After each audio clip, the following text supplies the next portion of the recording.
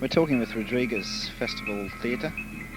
Welcome to Australia. Thank you very much. It's a pleasure to be here.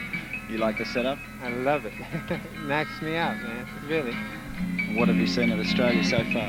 Well, we've got a chance to play Brisbane, Melbourne. We opened in Melbourne, and we've done Sydney, and looking, we're going to do 15 dates. We've been to Cambria, and it's so far it's really been beautiful. And all the concerts are sold out. That's my understanding of it. All the audience has been really generous, and a very giving group, and really, a lot of them have waited a long time, I think, to hear you. There's been an underground following for you from 10 years. Okay. In Australia, people haven't been able to get your albums recently. RCA, I think, have picked them up, and now they are available. Yeah, I'm very happy that the material has gotten out to the people, and that they've, that I was able to communicate. So now I'm just wanting to meet those persons that went out and bought the materials. Let's talk about Cold Fact. All right. What inspired you for a lot of the lyrics in that? Oh well, that was a lot Sugar of Man. environmental. Yeah. I think that's real. That was 1969 that was released, and there was certainly a lot of things coming down on people in 1969 in the States, as in all the other areas, geographical areas, and really I think that I wanted to put it out. I wanted to communicate, and personal, stuff, introspective kind of material. Yeah. You were born in the States? Yeah, I was born in Detroit, Michigan, and my people come from Mexico, and I'm from a hard-working class background. I'm an everyday person. This whole tour has really been overwhelming. It's a lot. These are the largest groups of people I've ever played for. Before that was empty bars kind of thing, Yeah. And so it's a lot, This is your first international tour, then? This is my first international tour and my first major tour. Are there going to be more? I'm looking to successfully complete this tour, and that's what I think I'm taking that position, just to successfully complete this tour, which is really a great opportunity for me as a musician. You've studied sociology. Okay, rumor has it that I'm getting a master's in sociology. I'm going to get a BA in philosophy. I have 4 classes to do when I graduate, and that's really the it of it. I went back to school because I needed some academic development, and so I just decided to pursue that, because it wasn't happening for me in the music kind of thing. So.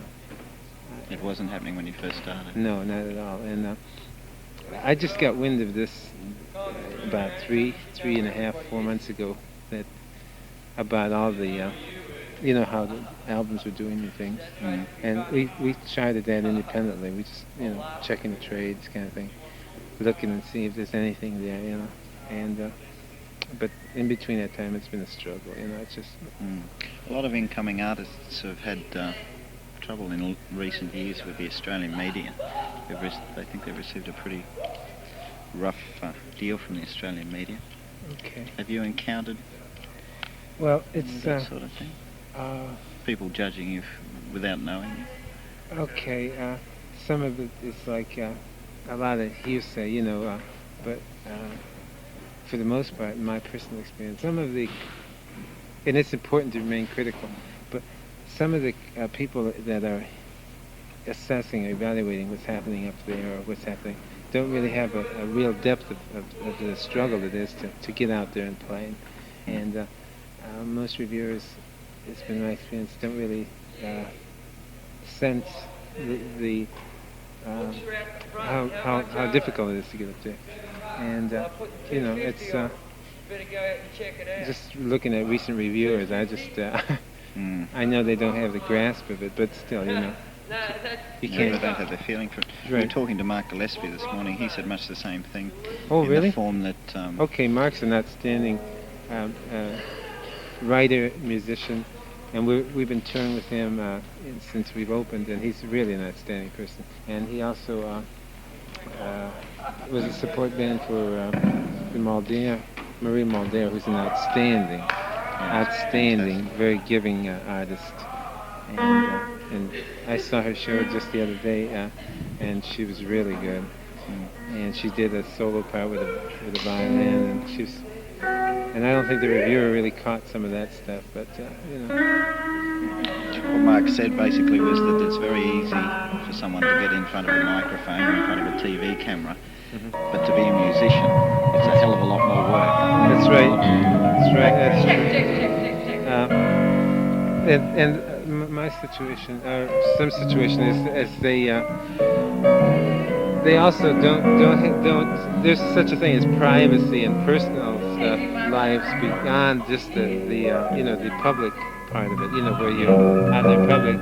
They've searched the garbage of Bobby Dylan. That kind of stuff. They decry Elvis Presley because he broke his own TV in his own house. Hey man, they gotta, certain times they gotta lighten up because to over scrutinizing a person is not cool either. I've run for public office 4 times, twice for state representative and twice for common council, and my direction in the last 6-7 years has I've become more conscious of just the societies in total, kind of how they're all interrelated kind of stuff, and I've worked on political campaigns, I've got a number of interests, and I guess I got registered that I'm interested in the electoral process of the United States kind of thing, and I think there should be change within government. Hey? Do you think it's a fair system in the United States? It's a democratic system. It needs improvement, just like any other government. There's always room for that. And I think we're at a time of change again. Do you think we'll ever see a poor man president in the United States?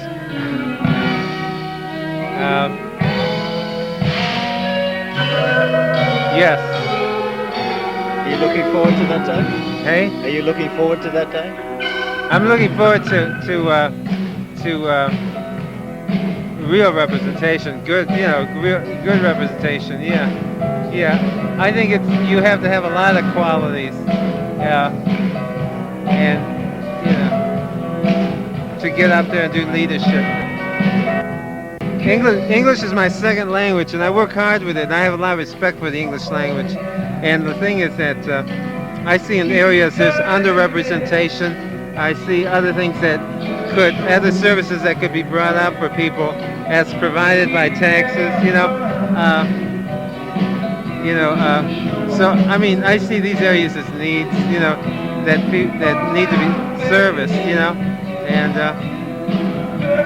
I certainly don't have it brings more questions to mind and more seeking those alternatives, like that, What's radio like in the States now? Is there any public stations as such, anything that's run by its members? Okay, there's FM and AM, and a lot of FM is starting to sound a lot like AM now. But they're bringing back non-commercial hours. Yeah. And that's the thing they're going back almost. That's good. And let's see. There's student radio. Check out 5MMM. This is Rodriguez.